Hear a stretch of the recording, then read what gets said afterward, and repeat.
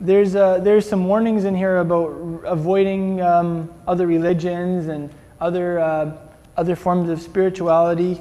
So I thought I would read to you some sayings of the Jewish Buddha, just to illustrate to you what happens when you try and mix stuff like Judaism and Zen Buddhism. And these are I'm interested to know who came up with these because they're pretty good. If there's no self, whose arthritis is this? Be here now. Be someplace else later. Is that so complicated? Drink tea and nourish life. With the first sip, joy. With the second sip, satisfaction. With the third sip, peace. With the fourth, a Danish. Wherever you go, there you are. Your luggage is another story. Accept misfortune as a blessing. Do not wish for perfect health or a life without problems. What would you talk about? The journey of 1,000 miles begins with a single oi. There is no escaping karma. In your previous life, you never called, you never wrote, you never visited, and whose fault was that? Zen is not easy. It takes effort to attain nothingness. And then what do you have? And then they have some Yiddish for nothing. The Tao does not speak. The Tao does not blame. The Tao does not take sides. The Tao has no expectations. The Tao demands nothing of others. The Tao is not Jewish. Breathe in, breathe out. Breathe in, breathe out. Forget this, and attaining enlightenment will be the least of your problems. Let your mind be as a floating cloud. Let your stillness be as a wooded glen. And sit up straight. You'll never meet the Buddha with such rounded shoulders. Be aware of your body. Be aware of your perceptions. Keep in mind that not every physical sensation is a symptom of a terminal illness. The Torah says, love your neighbor as yourself. The Buddha says there is no self, so maybe we're off the hook.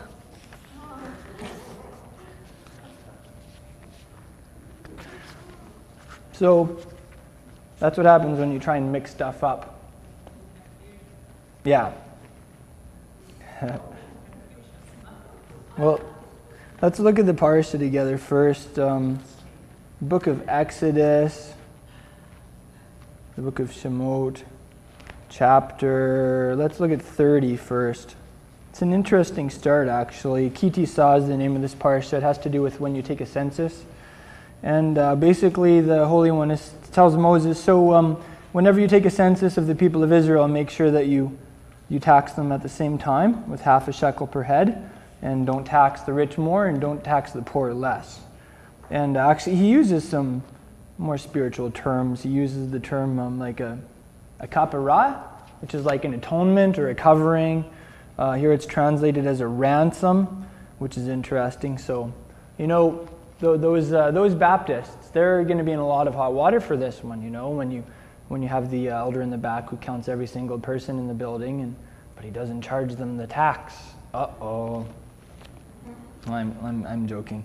But it is interesting, like in 30:16, it calls it the atonement money, the Kesef HaKippurim. Like, kind of an interesting concept. I don't know that I entirely understand that. We do have an incident, though, with David when he numbered the people. You remember he took a census, and he didn't charge the half shekel tax. And the results were disastrous on a national level. They had an epidemic across the whole country, and a lot of people died. So anyway, that's an example of a national leader not following the Torah and seeing a disaster on a national level also. Here's an interesting connection with the Brit Chadashah, the New Covenant Scriptures. In Acts chapter 10, verse 4, Cornelius, who is a Hasid, he's like a very devout man, and he's also like a tough soldier. I find him rather fascinating. He's praying, and this messenger from Yahweh appears to him, and he says that two things have ascended as a memorial on your behalf. Number one is his prayers, and number two is his tzedakot, his alms. So it's interesting that the money he gave to good causes ascended just like prayers before Elohim on his behalf. Interestingly enough, the Hebrew term for like a memorial is a zikaron. It's like a constant memorial, something that's constantly being remembered. And this is the same term used in this passage in the Torah. Where is it? I think it's in verse 16. Yeah, it says like, so take the kasef hakippurim, the atonement money from the sons of Israel, and give it for the service of the tent of meeting, that it may be a memorial. There's that word, a zikaron, for the sons of Israel before Yahweh, to make atonement for yourselves. So what do you make of that passage? Are there any insights that we could glean from this that actually like are applicable to our lives? Where did the money go? What does it say here, verse 16? Where did the money go? The service of the tent of meeting. So the avodah of the Ohel Moed. That's a very cool picture too of Yeshua and how he gave his life as a ransom for ours. Oh, the Temple Institute, which as you are aware, they're planning to rebuild the temple. They have the menorah and a lot of the furniture investments already. They're training at least 500 priests, etc. They've reinstated the half shekel. And you can actually like get an annual holy half shekel and order it. It's only like $25 or $30, and it's very nicely done. You may want to check that out on the internet. Just do a search on holy half shekel. Check it out. Yeah. I'm going to give you quite a few Hebrew insights from this parasha, because these are the things that really spoke to me. In Exodus chapter 30, verse 23, let's look at that together. He's talking about the incense and the ingredients for the incense. And the first one it says is flowing myrrh. Flowing myrrh. The Hebrew word for myrrh is more. Everybody say more. It's one of those words that we have in English originally from Hebrew, from the Semitic family of languages. So that's the word for myrrh, more. As you know, it's also the word for something that is bitter.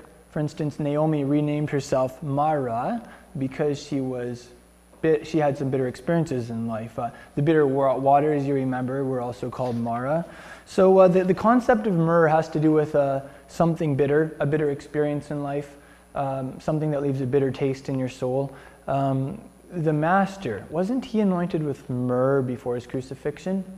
And that fragrance was just wafting from him as he was flogged brutally and as he carried his cross through the streets of Jerusalem. So there's this connotation, there's this connection between myrrh and the bitter experiences of life. Maybe you could see experiencing the cross. When the Father so arranges something in your life that the cross hits your heart, it hits that soul life and it humbles you and it breaks you.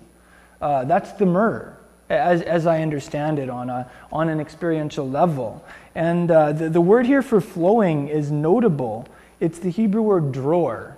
I would transliterate that D-R-O-R. Everybody say dror. And actually, do you know what a dror is in Hebrew? A dror is a swallow, like the bird. How many of you have ever watched swallows flying? This is a beautiful word connection, and it's so meaningful. Like, we have swallows, of course, at our farm, and I remember as a little boy watching them. Like, sparrows are pretty clunky, right? Like they just kind of move from point A to point B.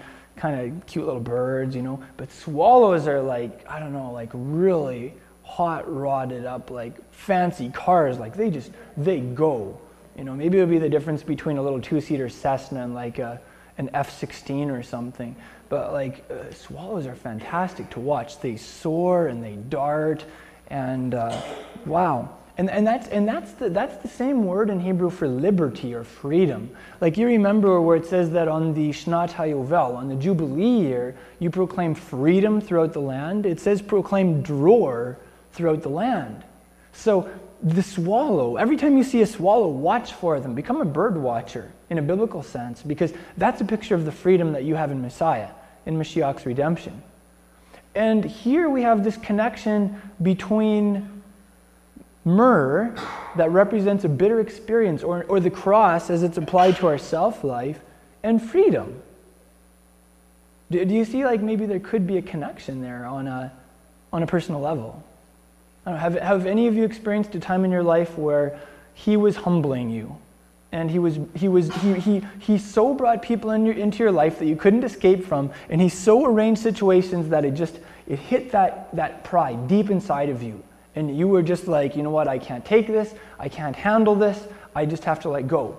And that's the point where you just fall into his grace, and he begins to carry you, and you kind of move from living from yourself to living from his spirit in you. And you know that experience. I'm sure we've all had that at times. Well, that's the idea here. You know, those bitter experiences, and the cross is applied to our lives, resulting in a new level of freedom, and just the life of Messiah flowing from us. And this is one of these fragrances in the holy place. Hey, so you know, I mean, they're cool smells, but what's the deeper meaning? Hey, how does it apply to our lives? This is one thing that I would glean from this passage. So be encouraged. The Father is going to arrange situations to humble you, to break you. It will be bitter at times. Don't wig out at him. Don't get mad. Don't walk away from him. Don't even necessarily walk away from the person whom he's using to humble you. There is a time to walk away, right? But it might be that's his way of bringing you into real freedom, setting you free. And maybe there's forgiveness might be a part of that.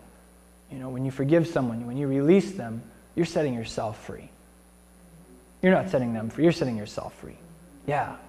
I think when we were worshiping, I felt like that was something he was saying. And I don't know why, but I felt like that was something he was saying this morning. Yeah.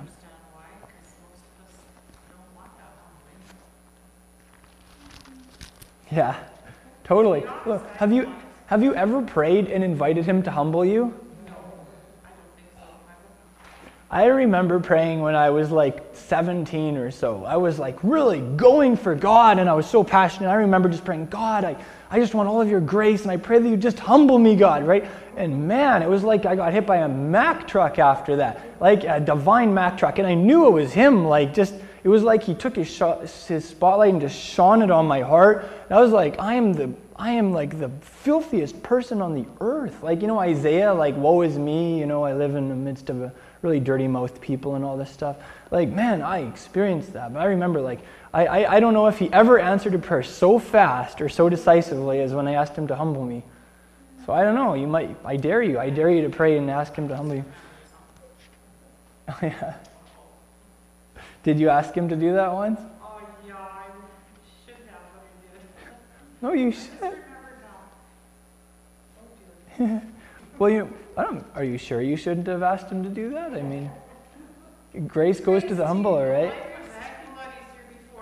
Your life was a lot easier before. You asked him to humble you, yeah. Well, well, here's another thought along those lines. If you want to look at Exodus chapter 32, verses 16 and 17, it uses multiple terms to describe the inauguration of this covenant.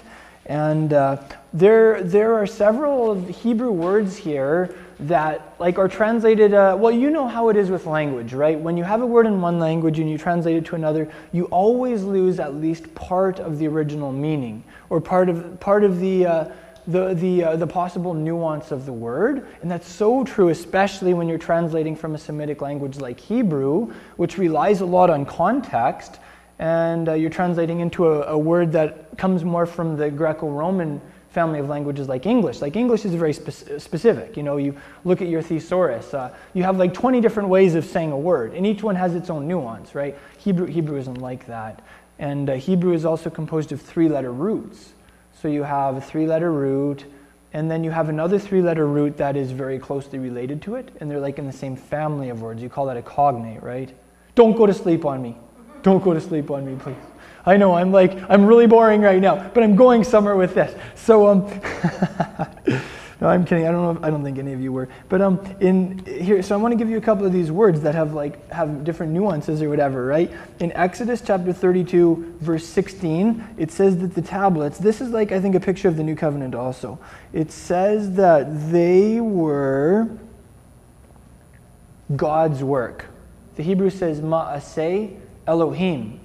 So ma'aseh, the root word of that is asa, which is action. You know how we sang today, Yamin, Yamin, Yamin, Yahweh, Osa, Hayil. And that word Osa means does valiantly, right? So it's the same word here. So the first thing that we get from this concept is like when Yahweh initiates a covenant, the tablets that he wrote it on, that was his work. That was his action. What does that tell us about the new covenant? Could it be that it's not about our works, it's about his work that justifies us, that sanctifies us, that is making us new people? It is the work of Elohim in our lives. It's his action, right? We accept it. We go along with it. There's a faith part for us. So that's the first thing that we get from that, this concept of the tablets. It's his job to write the Torah internally within each one of us and make us like living, breathing, walking Torah scrolls. Just like the Word made flesh, like our Master, That's what he's making us. The next word is the word for written, and that word is charut. Everybody say charut. Now the interesting thing is that's also the word for freedom. Dror is translated as liberty in the sense of a swallow flying free, but charut is also a word for freedom. So that word can either mean something that's written or freedom. And there's a conceptual connection there. Like when he writes his Torah on your heart, there is freedom in that. That is setting us free. Yeah. When we pore over the holy texts, in the Holy Spirit, in that close relationship with Yeshua where he's teaching us personally, there is freedom there. That is the pathway to freedom. So that's kind of the connotation here in the Hebrew. We also have this term, what was the specific technique or agency through which these things were written? It says that they were written with the finger of Elohim, the Etzba Elohim. And do you remember when Moshe first started doing phenomenal things in Egypt? There was some supernatural phenomena going on. And there was one that the magicians couldn't replicate. Like, they realized, we're out of our leagues with this. Moshe is like a significant cut above us in terms of like power.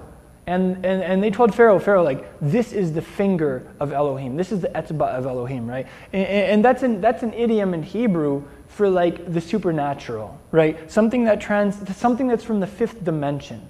Something that transcends like the natural laws of space and time as we know them. So that's something to note there. So when it says the tablets were written with the finger of Elohim, maybe it means like, he wrote them with his finger. But in Hebrew, to the Hebrew mind, that means they were written supernaturally, through supernatural means.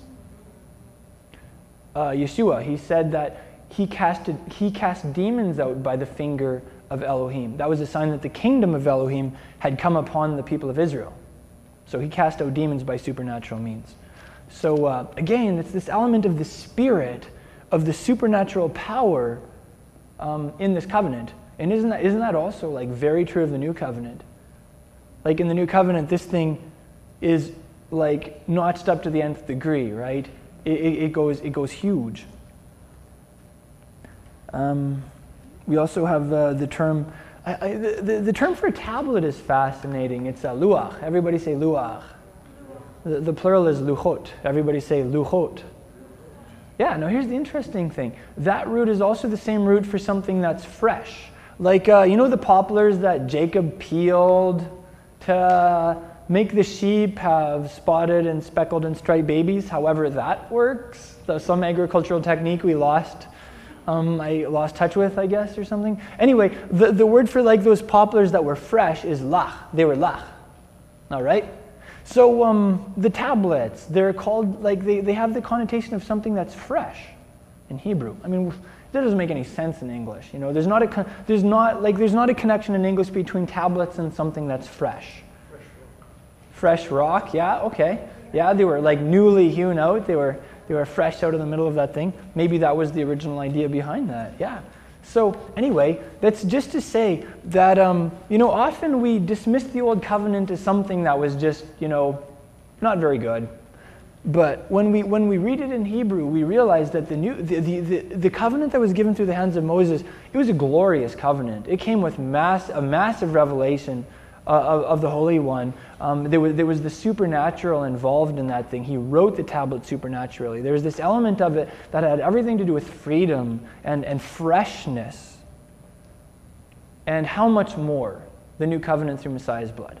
How much more when he takes that thing and he writes it in your heart? How much more when the glory that descended on Mount Sinai in like an inferno of heat and in like the audible voice of Elohim, how much more when that glory comes inside of your soul and he shines through you and he brings us to life and his voice is heard audibly through your mouth.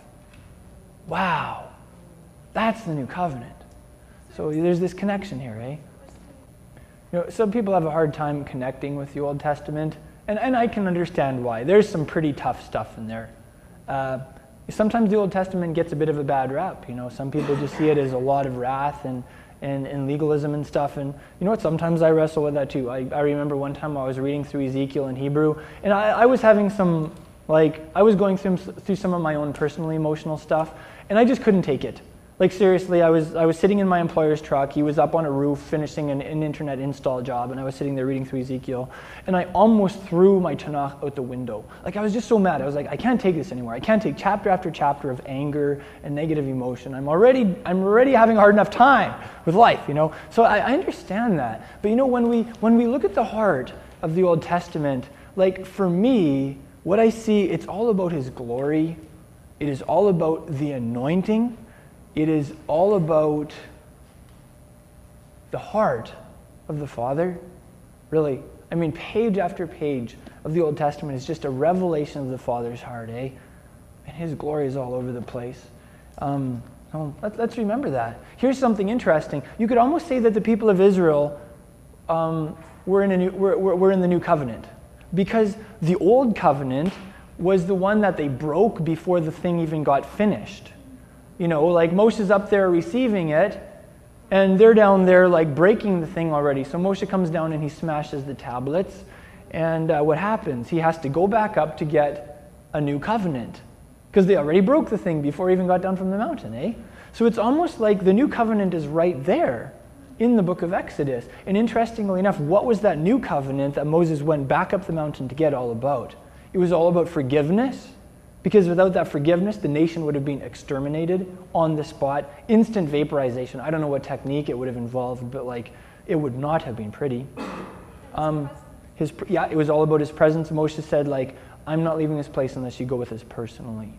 And he said, my presence will go with you. And it was at the very heart of that new covenant that Moses got from Mount Sinai was a revelation of Yahweh as gracious, as merciful, as patient, as forgiving. That's the Old Testament. That's this covenant, eh? That's the heart of it. And the problem was there was something about it that didn't change the people. So, you know, 3,000 died right off the bat. People's hearts were being exposed right, left, and center. Maybe that's where the new covenant comes in, where he says, I'm taking my Torah, I'm going to transform you, and I'm going to make it you. I'm going to make you that thing right in your hearts, you know? I'm going to forgive you. All of those themes. So I love how the covenants complement each other, because like our God is a God of covenant, hey? He doesn't do casual relationships like we do in Western culture. He's Middle Eastern. Like he does this serious covenant relationship thing. And that's really far from the Western model, eh? So I love rediscovering that. Here's a verse that kind of sums up that concept. In Exodus 34, verse 1, it says, Now Yahweh said to Moshe, cut out for yourself 2 stone tablets like the former ones. And I will write on the tablets the words that were on the former tablets which you shattered. That's the new covenant. The former ones that you broke, I'm going to write them again. I'm going to write them. And where does he write them? But you know, the first tablets, it seemed like they were provided by Elohim. Mm-hmm. And Moshe, through his wrath, broke them. Okay, boy, now you bring those your own, and I'll write on them. You know? Yeah, he had to cut them out the second time. Maybe there is some effort from our side involved too in that relationship, hey? Let's, oh, you know what? I brought some cinnamon so we could smell it, and because we were talking about flowing myrrh. One of the other elements there was cinnamon. Guess how to say cinnamon in Hebrew? Kinmon. Everybody say kinmon. It's another one of those words that came to us from Hebrew. So I don't know, just for fun, I'll let you like pass this around and sniff it. Here, Take a big sniff. I put cinnamon in the cake I brought today. Oh, you did? Cool.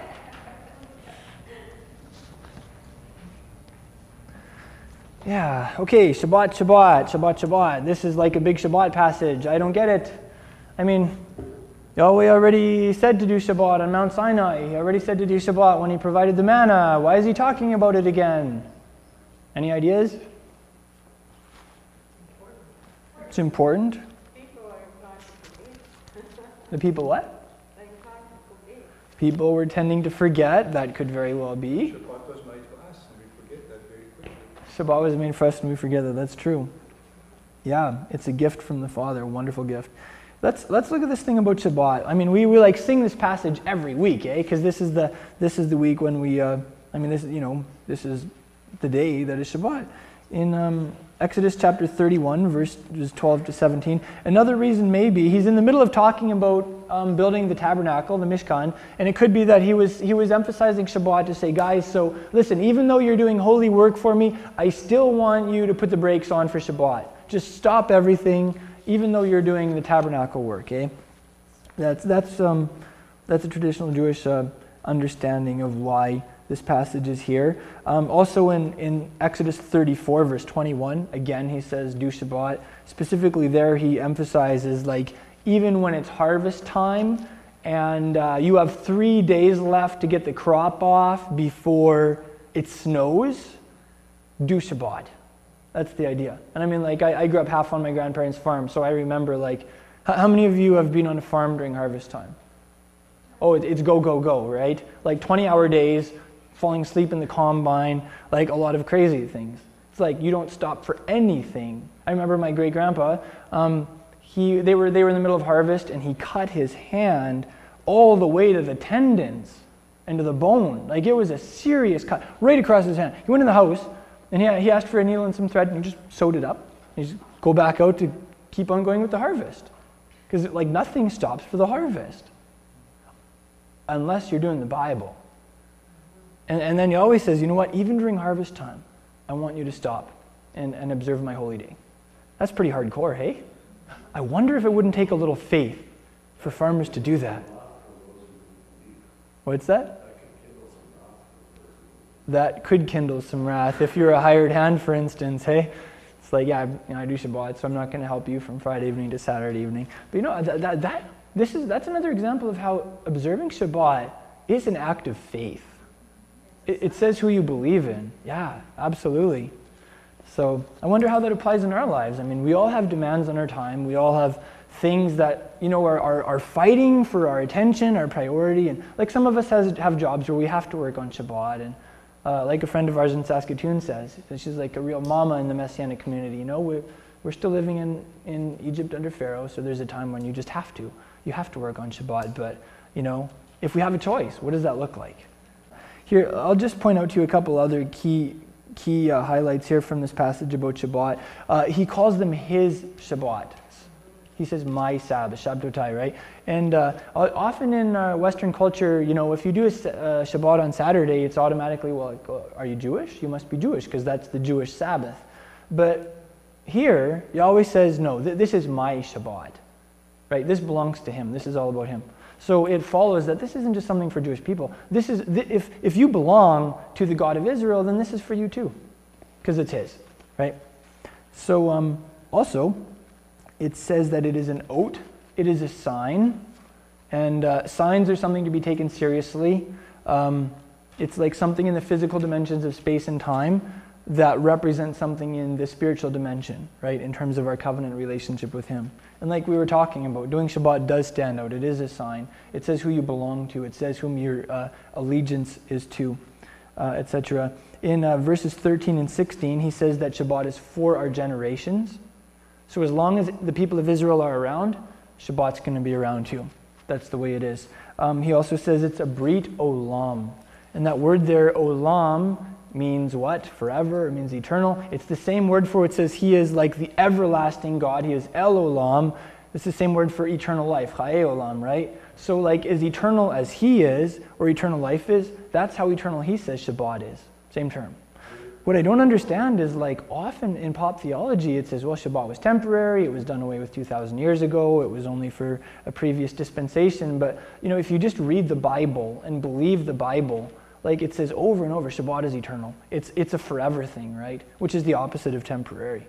So we want to believe that, and we want to encourage our fellow believers to believe the Bible and to act on the Bible, right? I mean, I hope that we can just, I want to be biblical, man. Like, that's what it's about for me, right?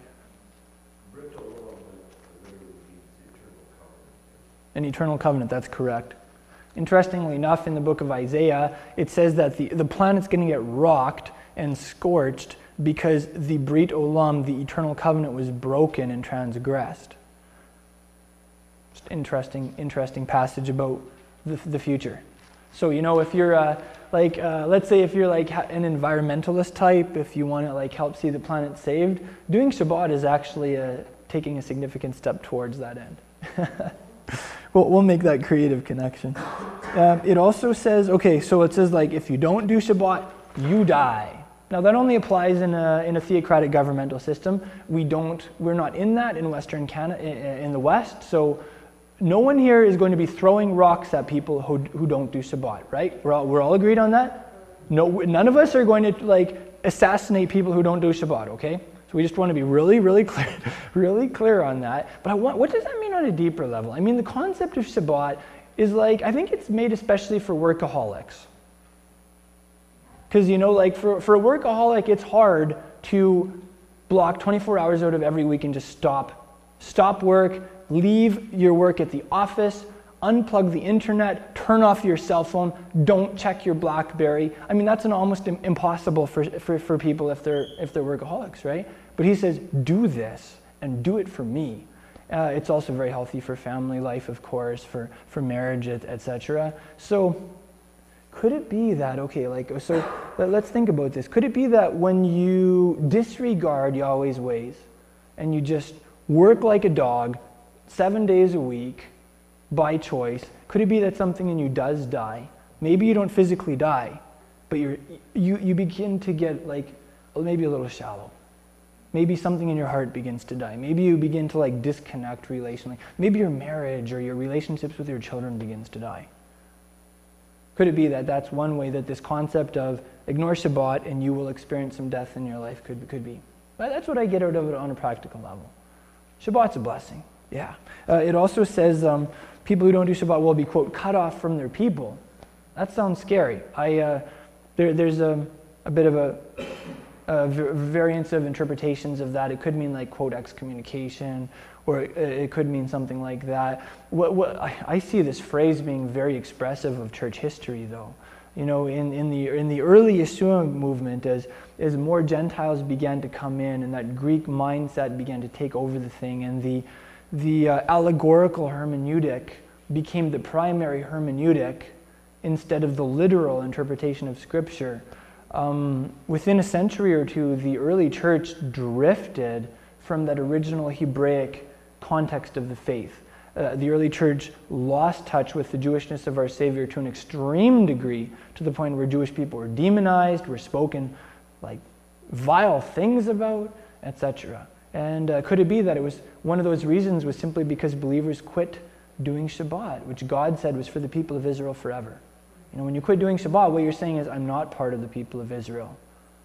People might even be saying, the God of Israel is my God. I don't know. Maybe in some people's minds that's there. So the concept there is like, if to the degree that we drift from Shabbat, we're drifting from who we are as a people. We are disconnecting from Israel. We are in danger of falling prey to the wiles of anti-Semitism. And that happened, eh? So this whole concept, like you can see that cutting off in the early church, and the Father is regrafting his people back in. He is restoring the body of Messiah. You know, people love Israel. They pray for Israel. They have such hearts for the Jewish people. They realize they're part of the commonwealth. What would the opposite of being cut off be? Grafted in? Hey, you're right. What are some other words?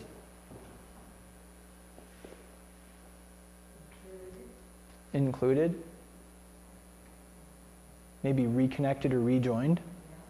So, you know, all of these words describe what happens as the body of Messiah returns to the Shabbat. to celebrating the Shabbat. We experience that in our lives and in our relationship with the Jewish community. Oh yeah, and then this passage concludes by giving the reason for doing Shabbat. Because the first Sabbatarian in world history was Elohim himself. He's the one who worked hard for 6 days, and then he took the seventh day, which is Saturday, off, right? So it says, if he did that, if it was good enough for him, it's good enough for us. It's the concept of the imitation of Elohim, right? Isn't that cool? Doing Shabbat is part of the imitation of Elohim. I appreciate that. I treasure that.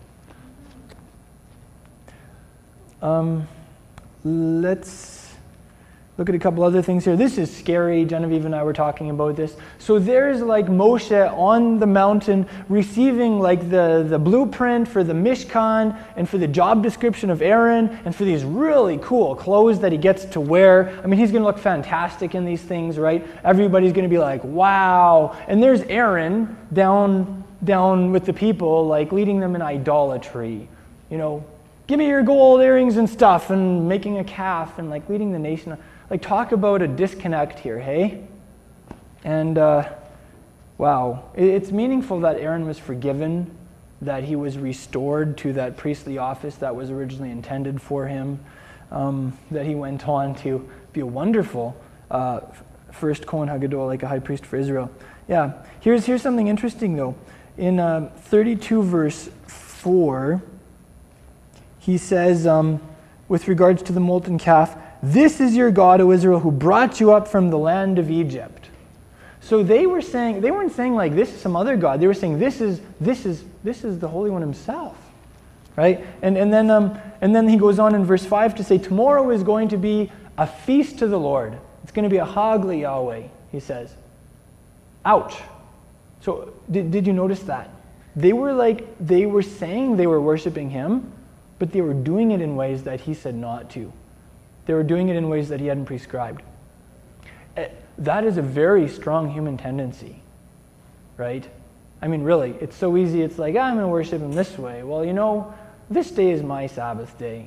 Or I'm going to do this stuff and just make up these set of holidays, and this is how I'm going to worship him. And I mean, I don't want to sound negative or critical. I'm just saying, if we want to stay true to the word, could it be that the best way of worshiping him is the way he said to? And could it be that it's sometimes dangerous to lapse into other forms of worship or holy days or feasts or whatever that he never said to do in his word? It's something to keep our eyes open for, right? It's something to be alert about, I think. Yeah. Okay. This is the highlight. For me, this is the keystone verse of this whole parasha. In 33 verse 16, he says, "How can it be known that I found favor in your sight, I and your people? Isn't it by your going with us, so that I and your people may be distinguished from all the other people who are upon the face of the earth?" So what was the distinguishing factor of the people of Israel? What was the main thing that identified them? Yes, it was the presence of God, of Elohim. So could it be that that's still the way it's supposed to be today? Yeah. So last week we talked about his anointing and his glory and how that sets you apart, how that is to be our distinctive, hopefully as communities, as a movement. And here we see that it's his presence, eh? So if we get together on Shabbat and he's not present in that special way, forget the whole thing, because it's his presence. We're about his presence. That is our distinctive, right? I don't want people to think about us as a community and be yeah, those are the people who do the Sabbath on Saturday. Those are the people who use Hebrew words and call Jesus some other word or whatever. I don't know. Those are the people who some of them wear strings on their pants or all this stuff. These things are good. These are things that are biblical and the Messiah is restoring. But my heart's desire is that we would be known as a congregation and as a movement where people would be man, I went there and his presence was so thick. He was there. Elohim is with those people. Seriously, God is with those people. That's what I want to be known as. Just about being all about him. I pray that for us. I pray that will continue to be our top priority. And if there's ever anything else that attempts to intrude and take that first place instead of his presence, like tackle that thing and take it down, right? Because we're going to guard his presence. We're going to keep that as our top priority. And that other stuff is important, right? It's just like we have a priority. You know, I want to share with you a little story about Shabbat too. Sorry, we already talked about Shabbat, but I forgot to share with you the story, and I love stories. So a Jew and a Christian were arguing about the ways of their religion.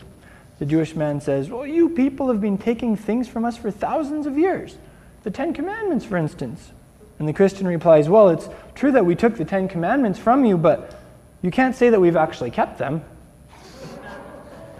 And, you know, in broader Christendom, that has been true to some degree. When it comes to Shabbat, it's been, like, really true. I don't know, for some reason, the Shabbat commandment is just the one of the 10 Commandments that we just happen to ignore. I was thinking, you know, they removed the 10 Commandments from that courthouse in Alabama, and that was a big deal. But you know what? I'm thinking, maybe if we as the body of Messiah started actually doing all 10, including Shabbat, maybe that would give us greater force to see the law of God kept in the legal systems. We're not even keeping them. I mean, in our own personal lives, we usually omit was it the fourth one about Shabbat? So why would we be upset when they take that one out of the courthouse? It starts with us keeping it in our own lives, and then we can encourage the world around us to do it, right? That's why he said to remember it, because he knew we would be prone to forgetting it. Totally. Yeah. I'll share with you one more Hebrew insight here, and then I'll share with you one insight from Paul's letter. In 34:28, it uses the term the Aseret HaDevarim. And that is like the 10, it's usually translated as the 10 Commandments, but it literally means the 10 words. And the word devar in Hebrew, it has a very broad meaning. Like here it means meaning. In Psalm 45 verse 1, the author says, my heart is overflowing with a good word. And it's translated in the NASB as a good theme. So you could almost call like the 10 words from Mount Sinai the 10 themes. You know, you go down those, and each one of these it's like a thematic application of significant areas of our lives in terms of our spiritual lives, our relationships, family interactions, etc. So it kind of gives us a grid for understanding the 10 Commandments. Right, the 10 items, the 10 things, right, the 10 objects. Right on, totally. Yeah, well, there's just one thing that popped out of me in Paul's letter. We've been talking about like the apostolic and the prophetic, and how Paul said that these two functions are actually higher priority than the teacher function. And I don't know, in the Messianic community, I think we just don't connect with that verse somehow, or it is, I don't know, people, maybe it's not in their Bibles or something. But so here's a little insight though. It's an example of where the term apostle is used in Greek, but it's not translated as apostle in English. In 2 Corinthians chapter 8, verse 23, he says, as for Titus, he's my partner and fellow worker among you. As for our brothers, they are messengers of the congregations, a glory to Messiah. And that Hebrew term, the Greek term translated here as messengers is apostolos, Strong's number 652, and it's the word for apostles. So what that tells us very simply is there were more apostles than the 11 apostles and then Paul. These messengers sent from congregations to other congregations that worked with Paul and his team, they were apostolic. They were regarded as apostles. So maybe that gives us, a broader framework for the apostolic rule and what that looks like. I'll share with you two little stories, and then we're done. In the Parsha, one of the things Elohim says is like, don't cook a kid in its mother's milk. And of course, based on that, there's a very complex set of laws in Orthodox Judaism where you are forbidden to eat meat and dairy products at the same time or within 3 hours of each other, eh? So Big Macs are taboo, would be a simple example of that, because it says not to cook a kid in its mother's milk. And who knows, maybe the kid was cooked in its mother's milk, so just don't eat meat and dairy at all, or something like that. I personally feel that that's an example of adding to the word, of making it a burden and laying that on people, which was a problem. Yeshua says the Pharisees had a negative tendency towards that. So in an Orthodox Jewish kitchen, you will have two sides of the kitchen. You'll have two sets of cutlery and two sets of plates and bowls, two sinks, two everythings basically, to make sure that like the meaty and the milky never touch, right? That's how my Orthodox Jewish friend, I was working for him in his vineyard when Genevieve and I met, and his English was less than like very good. So in Hebrew it is literally meaty and milky. So he's like, so here's the milky side of the kitchen, and don't let anything from the milky side touch the meaty side, okay, Izzy? And anyway, so here's a little story about that. So my Zeta's like a grandpa, an opa, a dada, right? My Zeta was a very religious man. He davened 3 times a day. He laid tefillin every day of his life. Well, one day he heard a noise downstairs, so he went down the stairs to check it out. He saw a burglar putting silverware in a big sack. Very angrily, he approached the burglar. The burglar, seeing my Zeta, reached into the sack, pulled out a knife, and was about to stab my Zeta. All of a sudden, my Zeta screamed out, I'll give you the English, "Not with the dairy knife!"